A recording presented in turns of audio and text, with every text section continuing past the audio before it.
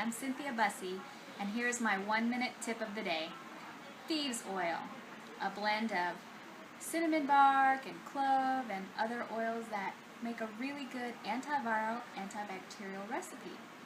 The recipe comes from 4 French merchants in the oil trade. During the Black Plague in France, they were going around and robbing dead villagers of their valuables. When the French authorities caught up with them, they demanded to know how they didn't catch the Black Plague.